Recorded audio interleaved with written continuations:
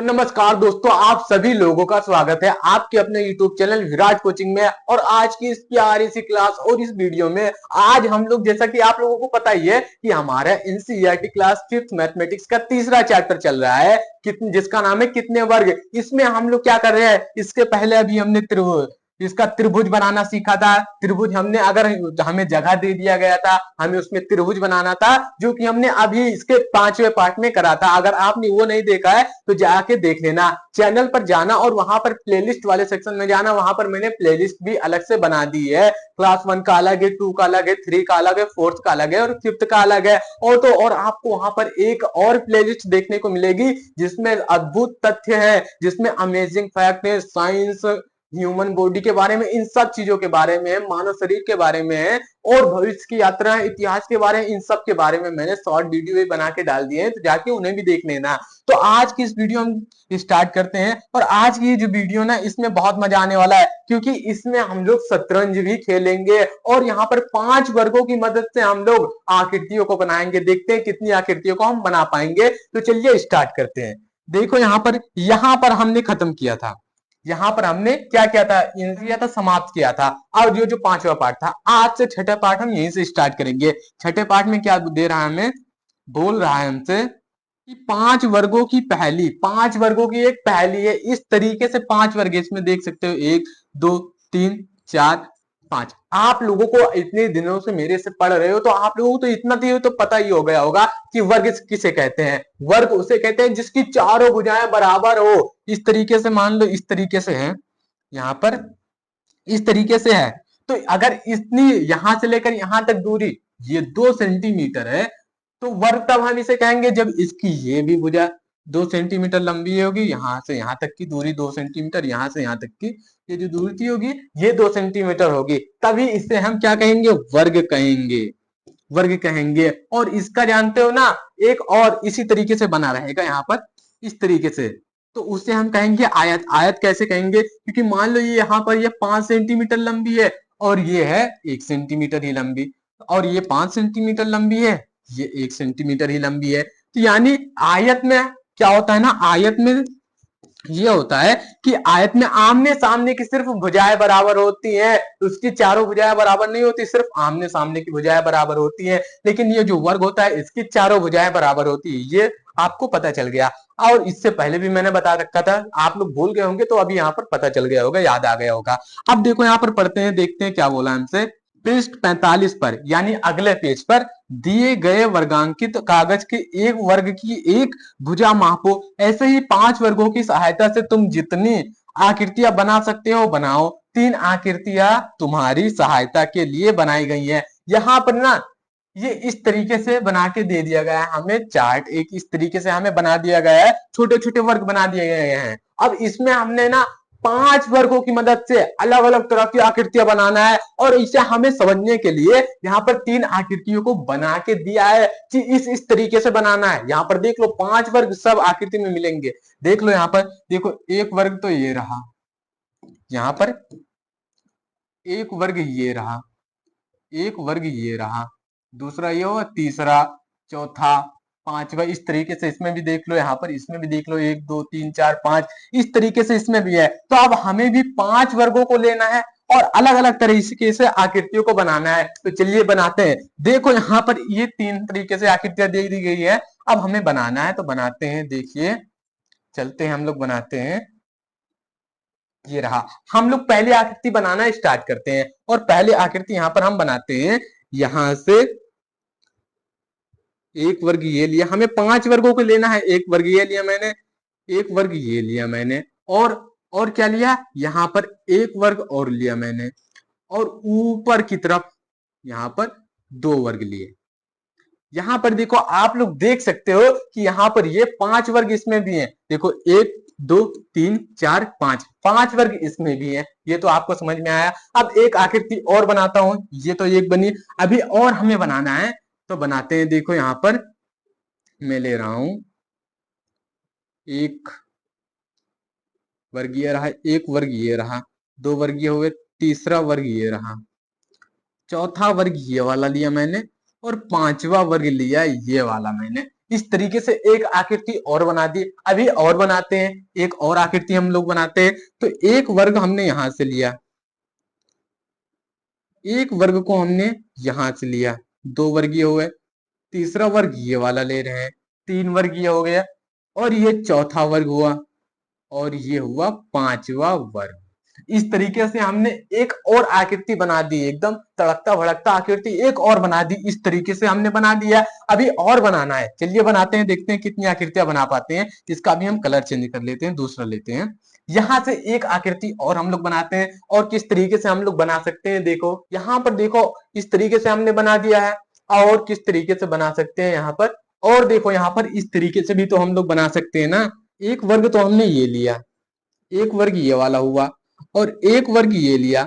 दो वर्ग यहाँ पर हमें दिख रहे हैं, साफो साफ दो वर्ग दिख रहे हैं। हाँ, अब ये तीसरा वर्ग ये वाला ले लो, तीसरा वर्ग ये वाला लिया। अब कौन सा वर्ग लेना है, अब एक वर्ग और लो यहाँ पर, और एक वर्ग और लो, और एक वर्ग ऊपर की तरफ कर दो। यहाँ पर पांच वर्ग है, आप लोग देख भी सकते हो, एक दो तीन चार पांच, पांच वर्ग यहाँ पर बन गए हैं। अभी एक और करते हैं, देखो यहाँ पर क्या करना है। अब एक और करते हैं, देखो यहाँ पर हम लोग लेते हैं, दो वर्ग तो पहले लेते हैं, तीन वर्ग लेते हैं, और एक ये वाला वर्ग लेते हैं, एक ये वाला वर्ग लेते हैं। यहाँ पर ये भी अलग अलग तरीके से हम आकृतियों को बना रहे हैं। अब एक आकृति और बनाते हैं, देखो यहाँ पर एक आपको क्या करना है, बस इतना करना है कि एक वर्ग तो यहां से लेना है आपको, एक वर्ग यहां से ले लेना है, एक वर्ग यहां से लेना है, और एक वर्ग ये वाला भी लेना है। एक वर्ग ये वाला भी ले लो, और एक वर्ग ये ले लो, और एक वर्ग यहां से ले लो।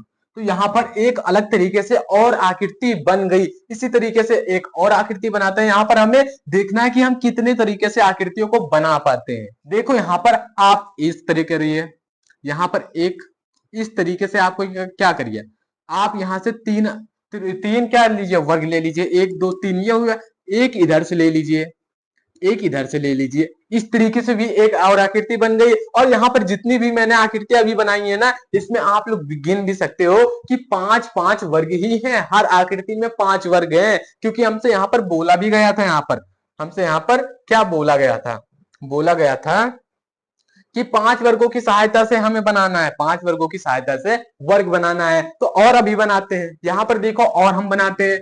यहां से एक वर्ग ये लिया, यहाँ पर एक वर्ग ये लेते हैं, एक वर्ग ये लेते हैं, एक वर्ग ये लेते हैं, एक दो तीन चार वर्ग हुए, और एक वर्ग हम यहां से ले लेते हैं। ये भी पांच आकृतियों की मदद से, पांच वर्गों की मदद से ही बना है। ये भी आकृति बनी है। अभी हम गिनते हैं कितनी है, एक दो तीन चार पांच छह सात आठ, ये बना हुआ था नौ दस ग्यारह, यानी 11 आकृतियां इसमें अभी बनी हुई हैं। अभी और आकृतियों को हम बनाते हैं, देखते हैं कितनी आकृतियों को बना पाते हैं। चलिए एक और बनाते हैं, चलो एक और बनाते हैं। यहाँ पर एक और बनाते हैं, यहाँ पर एक बना देते हैं।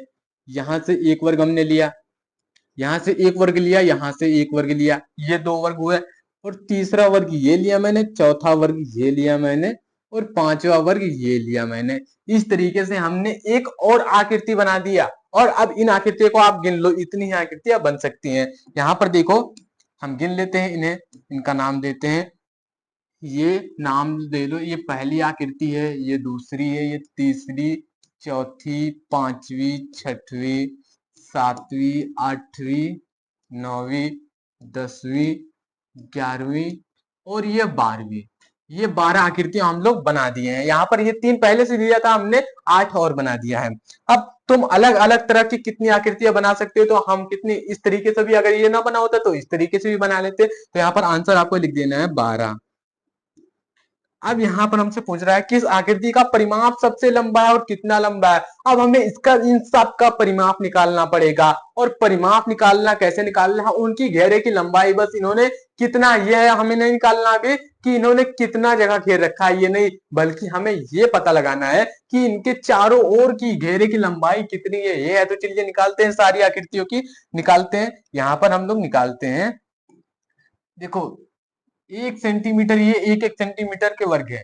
एक दो तीन चार पांच छह। अब आप लोगों को लग रहा होगा कि मैं ऐसे कैसे गिन रहा हूं, देखो यहां से यहां तक 1 सेंटीमीटर, यहां से यहां तक 1 सेंटीमीटर, यहां से फिर 1 सेंटीमीटर, फिर 1 सेंटीमीटर, फिर 1 सेंटीमीटर, फिर 1 सेंटीमीटर, फिर 1 सेंटीमीटर, फिर 1 सेंटीमीटर, फिर 1 सेंटीमीटर, फिर 1 सेंटीमीटर, फिर 1 सेंटीमीटर, फिर 1 सेंटीमीटर, इस तरीके से। तो अब इन सबको गिन लो, 1 2 3 4 5 6 7 8 9 10 11 12, इस कितना है ये 12, इसका जो वो निकल के आया ना परिमाप 12 सेंटीमीटर है। अब इसका भी निकालते हैं, 1 2 3 4 5 6 7 8 9 10 11 12, इसका भी 12 निकल के आ रहा है। इसका भी निकालते हैं, 1 2 3 4 5 6 7 8 9 10 11, और एक ये 12, 1 2 3 4 5 6 7 8 9 10 11 12, इसका भी 12 निकल के आ रहा है।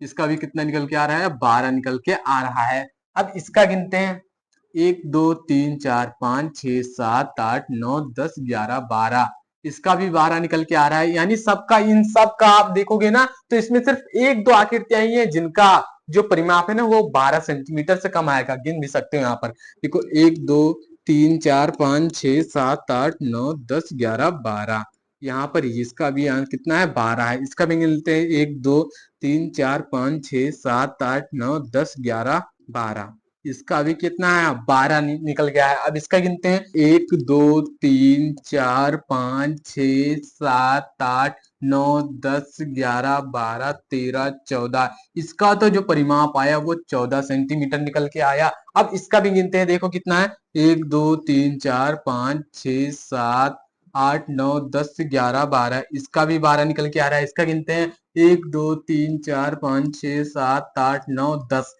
इसका तो आंसर कितना, 10 ही निकल के आ रहा है। और इसका देखते हैं, 1 2 3 4 5 6 7 8 9 10 11 12, इसका भी आंसर 12 निकल के आ रहा है। और ये छोटा, इसका भी मिलते हैं, 1 2 3 4 5 6 7 8 9 10 11 12, इसका भी 12 निकल के आ रहा है। और यहाँ पर इसका भी 12 निकल के आ रहा है। सबका निकाल के देख लिया, और इन सब का जो आंसर है ना, ये इन सब का जो परिमाप है वो 12 सेंटीमीटर ही निकल के आ रहा है। लेकिन इसमें एक जो है जिसका जो कितना निकल के आ रहा है, 12 सेंटीमीटर, इसका भी निकल के आ रहा है। इसका जो 11 नंबर वाली आकृति है ना, इसका 10 आ रहा है ये जो, और ये जो 9 नंबर वाली आकृति है इसका कितना निकल के आ रहा है, परिमाप 14 सेंटीमीटर। यहाँ पर आप गिन भी सकते हो, देख लो, 1 2 3 4 5 6 7 8 9 10 11 12 13 14, यहाँ पर 14 सेंटीमीटर ये हमने इन सब का निकाल लिया। यानी इसमें ज्यादातर आकृतियों का जो परिमाप है ना वो 12 सेंटीमीटर निकल के आ रहा है। लेकिन इसमें ये जो 9 नंबर वाली आकृति है ना, इसका कितना आ रहा है, इसका 14 सेंटीमीटर निकल के आ रहा है। और 11वें नंबर वाली आकृति का कितना, 10 सेंटीमीटर निकल के आ रहा है। इसका भी गिन सकते हो, 1 2 3 4 5 6 7 8 9 10, यहाँ पर ये 10 निकल के आया। आपने भी गिन लिया। कैसे गिनना है, यहाँ पर देखो, यहाँ से यहाँ तक जो है ना ये 1 सेंटीमीटर इसकी लंबाई है, यहाँ से 1 सेंटीमीटर, 1 सेंटीमीटर है। तो इस तरीके से यहाँ पर आपको गिनते चले जाना है। अब यहाँ पर देखने की क्या बोल रहा है हमसे, किस आकृति का परिमाप सबसे लंबा है और कितना लंबा है। यहाँ पर हमसे बोल रहा है किस आकृति का परिमाप सबसे लंबा है और कितना लंबा है। तो सबसे लंबा किस आकृति का है, 9 नंबर वाली आकृति का है। यहाँ पर हम लिख देते हैं, ये 14 सेंटीमीटर है। और 9 नंबर वाली 9 नंबर वाली आकृति का जो परिमाप है ना वो इसमें सबसे ज्यादा है। अब किस आकृति का परिमाप सबसे छोटा है, कितना छोटा है, किस आकृति का परिमाप सबसे छोटा है, यहाँ पर ये 11 नंबर वाली आकृति का, और उसका कितना है, 10 सेंटीमीटर, 11 नंबर वाली आकृति का। ये रहा इसका। आकृति का क्षेत्रफल कितना है, डैश वर्ग सेंटीमीटर। यह तो आसान है। अब हमें इसका क्या करना है, इसका क्षेत्रफल बताना है। तो याद रखना एक बात हमेशा कि मैंने आपको पहले भी बताया है, इसी चैप्टर में पहले आपको बताया है कि यहाँ पर आकृतियों को हम कैसे भी तोड़ मरोड़ कर रख दे, उनका जो परिमाप है ना वो बदल सकता है, उनके साथ छेड़खानी आप कर सकते हो, लेकिन वो तो बदल ही जाएगा, लेकिन उनका जो क्षेत्रफल होता है ना वो नहीं बदलेगा। जितना उनका क्षेत्रफल था उतना ही रहेगा। जितना वो जगह ढक रहे थे पहले, आपने उन्हें तोड़ दिया ना तो उतना जगह तब भी वो ढकेंगी। यहां पर मैंने आपको समझाया था, कहां गया,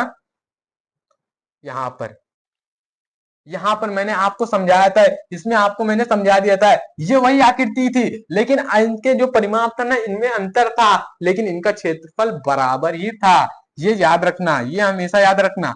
अब बढ़ते हैं आगे। और यहाँ पर देखो इसका तो जवाब दे देना, आकृति का क्षेत्रफल कितना है। हमसे यहाँ पर बोला था 5 वर्ग लेने थे, और एक वर्ग का कितना क्षेत्रफल था, एक वर्ग का 1 वर्ग सेंटीमीटर था, तो 5 वर्गों का कितना हो गया, 5 वर्ग सेंटीमीटर। यहाँ पर आप गिन भी सकते हो, 1 वर्ग सेंटीमीटर ये एक एक सेंटीमीटर है ना, तो कितने वर्गों को ढक रखा है, 1 2 3 4 5, हर आकृति 5 5 वर्गों को ढक रही है। तो यहाँ पर उसका हमने आंसर लिख दिया। अब बढ़ते हैं आगे। अब देखो यहाँ पर हमें क्या करना है, हमसे यहाँ पर क्या बोल रहा है, क्या तुम 5 वर्गों की मदद से सभी 12 आकृतियां बना पाए। हाँ, हम यहाँ पर 5 वर्गों की मदद से है यहाँ पर 12 आकृतियां बना पाए, जो कि इस तरीके से थी, जो कि इस तरीके से थी, हमने बनाया। अब आपको क्या बोल रहा है यहाँ पर, इन 12 आकृतियों को गत्ते पर बनाकर काटो। अब इन आकृतियों को क्या करना है ना, गत्ते पर बना लेना है, फिर उसे कैंची से काट लेना है। क्यों, क्योंकि अभी हम आगे शतरंज इन्हीं आकृतियों से खेलेंगे। कैसे खेलेंगे अभी मैं आपको उनका नियम भी बताऊंगा। देखो, इन 12 आकृतियों को 10 गुणे 6 का आयत बनाने के लिए किसी और तरह से लगाने की कोशिश करो। क्या तुम ऐसा कर पाए। यहाँ पर अब आपको नहीं, ये नहीं समझ में आएगा कि ये 10 गुणा में भैया 6 क्या कर दिया है, ये 10 गुणा में 6 क्या कर दिया है। देखो, ये कुछ नहीं किया है, इसका मतलब ये है कि ये जो 10 है ना, ये आयत तो है ही 10। यहाँ पर अभी मैं आपको समझाता हूं, ये एक आयत बना दिया, एक आयत बना दिया, और यहाँ पर ये बोल रहा है कि ये जो है ना वो 10 सेंटीमीटर लंबा है और ये 6 सेंटीमीटर लंबा है। बस यही हमसे बोला है, 10 गुणा 6 इस तरीके से भी लिख दिया गया है। बस उसी को में आप लोग कंफ्यूज है, यहाँ पर कंफ्यूज नहीं होना। यहाँ पर लिखा है कि एक लंग से उसकी दूरी कितनी होगी, 10 सेंटीमीटर, और एक लंग से 6 सेंटीमीटर। यहाँ पर देख लो, इन सभी 12 आकृतियों को इस प्रकार रखा गया है कि वे एक आयत बनाए। यहाँ 10 गुणा 6 का आयत बना रही है। क्यों, यहाँ पर देख लो, यहाँ 10 गुणा 6 का आयत बना रही है। एक लंग यहाँ पर देखो, 1 2 3 4 5 6 7 8 9 10, यहाँ पर 10 वर्ग 10 सेंटीमीटर लंबा है। यहाँ पर आप देख लो, इसमें 10 पंक्तियां और 6 स्तंभ है, 10 पंक्तियां हैं। यहाँ पर देख लो, यहां से यहां तक कितनी, 10 पंक्तियां हैं, लेकिन स्तंभ कितने, 6। ये वाला गिन लो, 1 2 3 4 5 6, 6 स्तंभ में 10 पंक्तियां, ये उसी को दर्शा रहा है। अब तुम्हें यह जानकर आश्चर्य होगा कि यहाँ 2000 से ज्यादा तरीके हैं जिनसे ये आकृतियां 10 गुणे 6 का आयत बना सकती हैं। इसका मतलब समझ में आ गया ना कि 10 पंक्तियां 6 स्तंभ, यानी एक लंकी, उनकी जो एक लंग की लंबाई होगी ना, वो होगी 10 सेंटीमीटर और एक लंग की 6 सेंटीमीटर। अब आगे बढ़ते हैं। देखो आगे क्या बोल रहा है, यहाँ पर एक और पहली, अब एक और आगे पहली करना है। देखो क्या है, इन्हीं 12 आकृतियों से 5 गुणे 12 की आयतें बनाओ। अब यहाँ पर तो आपको कोई दिक्कत ही नहीं होगी, ये तो आप समझ ही गए होगे कि एक जो पंक्ति है ना वो 12 और 5 स्तंभ उसी तरीके से की आयत, 5 गुणे 12 की आयत बनाओ। इसके लिए 1000 से ज्यादा तरीके हैं, यदि तुम एक तरीका भी ढूंढ पाओ तो शाबाशी। अगर देखो ये जो है ना 5 गुणे 12 का आयत, यानी एक लंग से उसकी दूरी 5 सेंटीमीटर, एक लंग से 12 सेंटीमीटर, यही है। जैसा यहाँ पर अभी देखना इस तरीके से था, तो इसमें क्या था, 6 स्तंभ थे, तो यहां से लेकर यहाँ एक और नीचे पंक्ति बन जाएगी, यहाँ पर एक और पंक्ति बन जाएगी। बस उसी को क्या करना है, उसी का आयत बना देना है। अब और इसके जो जानते हो ना 1000 से ज्यादा तरीके हैं, अगर आप एक भी तरीका ढूंढ पाए थे तो आपके लिए शाबाशी है। देखो अब यहाँ पर आगे एक खेल आ गया है। खेल क्या है, खेलने का समय हो गया। अब क्या खेल लेंगे, यहाँ पर हम लोग खेलेंगे शतरंज। और ये शतरंज जो आपने यहाँ पर काटा है ना गत्तों पर रखकर इन आकृतियों को, उन्हीं से हम खेलेंगे, इन्हीं आकृतियों से इस शतरंज का हम खेल खेलेंगे। देखो क्या बोल रहा है, नीचे शतरंज की बिसात है, अपने दोस्त के साथ 12 आकृतियों का एक समूह लेकर इस खेल को खेलो। यहाँ पर हमसे बोल रहा है कि नीचे एक शतरंज की बिसात है, इसी जो शतरंज खेलते हैं वो इसी तरीके का बोर्ड होता है, लेकिन यहाँ पर राजा रानी नहीं होंगे, वहां पर राजा रानी होते हैं, राजा रानी और उनके क्या होते हैं, सैनिक होते हैं। यहाँ पर वो नहीं होगा, यहाँ पर हम आकृतियों से खेलेंगे। क्या, शतरंज। देखो कैसे खेलेंगे, ये जो 12 आकृतियां थी हमने काटी थी गत्तों पर ना, उन्हीं आकृतियों से खेलेंगे। अब देखो क्या बोल रहे हैं यहाँ पर, पहला खिलाड़ी समूह में से एक आकृति को उठाकर इस शतरंज पर इस तरह रखेगा कि 5 वर्ग ढक जाएं। यानी जो 12 आकृतियां थी ना, उनमें से एक ऐसी आकृति पहला खिलाड़ी उठाएगा और इस शतरंज के बोर्ड में इस तरीके से फिट करेगा, इस तरीके से रखेगा कि 5 वर्ग ढक जाए। ऐसा नहीं है कि उठाया और यहां से इतना ऐसा कर दिया, इस तरीके से नहीं, बस उसे 5 वर्ग ढकने हैं इस तरीके से। अब दूसरा खिलाड़ी क्या करेगा, दूसरा खिलाड़ी भी उठाएगा एक क्या उठाएगा, एक आकृति उठाएगा और इस शतरंज बोर्ड में फिट कर देगा। अब जब फिट करेगा तो क्या होगा, अब आखिरकार ये जीतेगा कैसे, आगे देखो क्या बोल रहा है। दूसरा खिलाड़ी एक दूसरी आकृति उठाकर बोर्ड पर इस तरह रखेगा कि यह पहली आकृति के ऊपर ना है। हाँ, ये जो दूसरा खिलाड़ी है ना, वो आकृति उठाकर रखे तो गा, लेकिन ऐसा नहीं है कि उसने ऐसे रख दिया, यहां से इस तरीके से क्या किया उसने, इस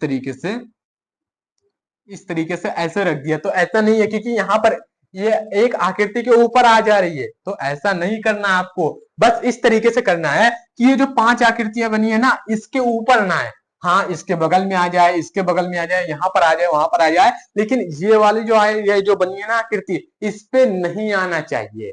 अब आगे देखो क्या बोल रहा है, तब तक आगे बढ़ते जाओ जब तक कि तुमसे कोई आगे ना बढ़ पाए, जो आखिरी आकृति शतरंज पर रखेगा वही जीतेगा। यहाँ पर देखो फिर आगे बढ़ते जाओ कैसे, और फिर आकृतियों को उठाओ, फिर वहां पर रखो, फिर आकृतियों को उठाओ, फिर रखो। और यहाँ पर एक बात का ध्यान रखना, यहाँ पर आपको आकृति ऐसी रखनी है कि जो आपका सामने वाला है ना, जो आप जिससे आप खेल रहे हो, तो उसे ना रखने के लिए जगह ना बचे। मतलब वो सोचे समझे कि यार अगर मैं कैसे रखूं, इस आकृति को उठा के कहां पर रखूं, किस तरीके से रखूं, इस तरीके से सोचने पर मजबूर कर दो। यहाँ पर क्या करना, उठाना है आपको, ऐसे भरते चले जाना है, और अच्छे से एकदम ध्यान से कि हाँ, इस आकृति को अगर मैं यहाँ रखूंगा, अगर इस आकृति को मैं यहाँ रखूंगा तो ये फंस जाएगा, ये नहीं है, फिर ये आकृति उठाएगा तो ये फंस जाएगा, ये नहीं रख पाएगा। इस तरीके से आपको करना है। और यहाँ पर पूरा जब जगह भर जाएगा ना, तो यहाँ पर कुछ जगह खाली रहेगा, तो वहां पर जो लास्ट आकृति रखेगा ना, वही विजेता होगा, वही जीतेगा। इसका यही है नियम।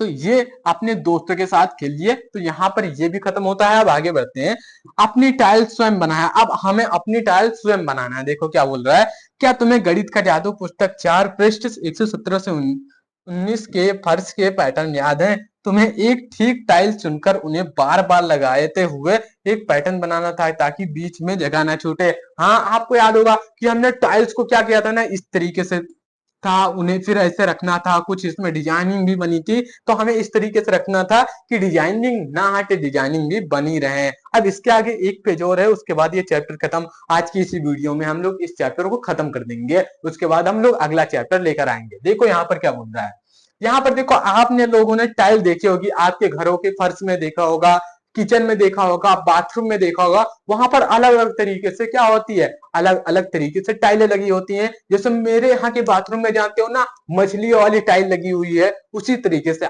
आपके यहाँ भी अलग अलग तरीके से लगी होंगी। और जो मेरे यहाँ किचन वाली है, उसमें फलों वाली टाइल लगी है, मतलब उनके ऊपर फलों की आकृतियां बनी हुई है, और उसे इस तरीके से बनाया गया है कि आकृतियां अब एक बढ़िया एक लाइन में चल रही हैं, आकृतियां बनी हुई है इस तरीके से।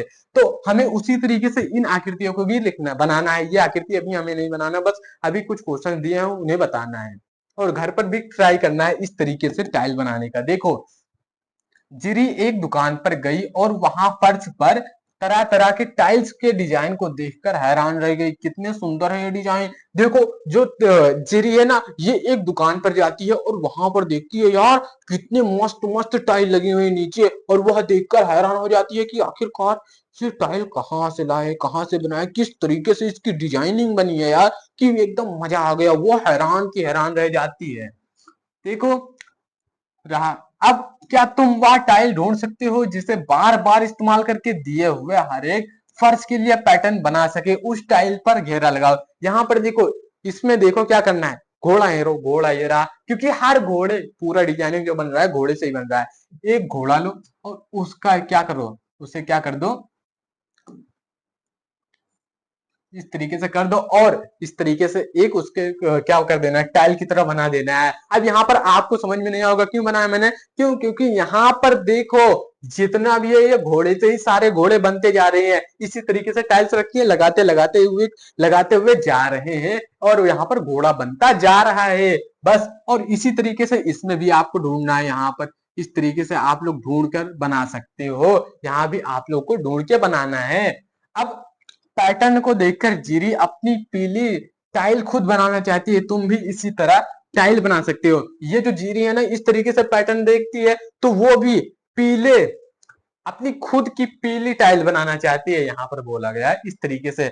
अब इस तरीके से कैसे बनाना है, देखो यहाँ पर बोला गया है, पहला कदम ये है, एक गत्ते या मोटे कागज का टुकड़ा लो, उस पर 3 सेंटीमीटर भुजा वाला एक वर्ग बनाओ। यहाँ पर क्या करना है आपको, बोल रहा है एक गत्ते या मोटे कागज का टुकड़ा लो, उस पर 3 सेंटीमीटर भुजा वाला एक वर्ग बनाओ। मतलब क्या है कि वर्ग तो आपने बनाया है, लेकिन उसकी चारों भुजाएं 3-3 सेंटीमीटर की चाहिए। इस वर्ग की किसी भी भुजा पर एक त्रिभुज बनाओ।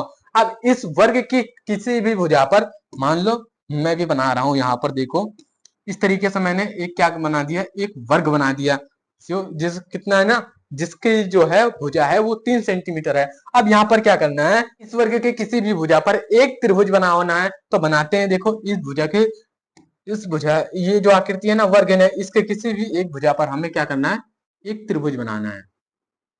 तो मैं क्या करता हूँ, बना देता हूँ। इस तरीके से मैंने बना दिया। यहाँ पर इस तरीके से हमने बना लिया। उसके बाद क्या करना था, तीसरा कदम बोल रहा है, यहाँ पर बोल रहा है तीसरे में क्या बोल रहा है, तीसरा कदम उठाना है, मैं उसी माप का एक त्रिभुज वर्ग की एक अन्य भुजाओं पर बनाओ, लेकिन इस बार इसे वर्ग के अंदर की तरफ बनाओ। इस तरीके से हम लोग एक यहाँ से लाते हैं लाइन, और यहाँ पर एक इस तरीके से क्या बना देते हैं, इस तरीके से एक त्रिभुज हम अंदर की तरफ काट, हमने क्या किया है, यहाँ पर ये निकाल दिया है। यहाँ पर इसे हम क्या करते हैं, मिटा देते हैं यहाँ से। ये रहा, इस तरीके से कुछ टाइल बन गई है, इस तरीके से टाइल बनी हुई है। अब इन्हीं टाइलों से हम लोग एक और नई आकृति बनाएंगे, आगे दिया गया है। देखो अब क्या बोल रहा है, इस आकृति को गत्ते से काट लो, तुम्हारी टाइल तैयार है। इसका क्षेत्रफल कितना है, अब ये जो आकृति है ना ये तैयार है, इसे गत्ते से काट लेना है, जिसपे आपने बनाया पहले उसे काट लेना, उसके बाद आपकी भी टाइल तैयार है। और इसका हमसे क्षेत्रफल पूछ रहा है, तो क्षेत्रफल जानते हो इसका कितना होगा, क्षेत्रफल आपको इन चारों भुजाओं को या तो जोड़ दो, तो ये क्या करना है, ये लो और इसका स्क्वायर कर दो, यानी 3 का स्क्वायर, यानी कि 3 × 3, 3 को 2 बार गुणा कर दो तो 3 त्रिका 9। हिस्सा की भी तो निकाला था, लेकिन यहाँ पर देखो ये जो है ना, ये वाला जितना हिस्सा हमने इधर बढ़ाया था उतना हिस्सा हमने इधर काट दिया, जितना हिस्सा हमने काटा उतना हिस्सा तो हमने इधर बढ़ा ही दिया था, तो फिर उतना ही तो क्षेत्रफल रहेगा ना, उतना ही क्षेत्रफल रहेगा, बस उसी को करना था। अब आगे और लास्ट पेज पर चलते हैं, देखते हैं यहाँ पर क्या बोल रहा है। यहाँ पर बोला है अपनी टाइल का उपयोग करते हुए एक पैटर्न बनाओ, आकृति को दोहराते हुए एक पृष्ठ पर ट्रेस करो, लेकिन ध्यान रहे कि उनके बीच में खाली जगह ना बचे। जिरी ने अपनी पीली टाइल से एक पैटर्न बनाया, तुम उसकी टाइल का क्षेत्रफल जानते हो। हाँ, उसकी टाइल का क्षेत्रफल तो हम जानते हैं 9 वर्ग सेंटीमीटर है। आप बताओ इस तरीके से जो ये हमने टाइल दिया था ना, इसी तरीके से हम लोग क्या करते हैं, इस तरीके से हम भी बनाना चाहते हैं तो इस तरीके से आप लोग भी बना सकते हैं। यहाँ पर इस तरीके से लेना है आपको, फिर इस तरीके से लाइन खींच के यहाँ पर इस तरीके से कर देना है।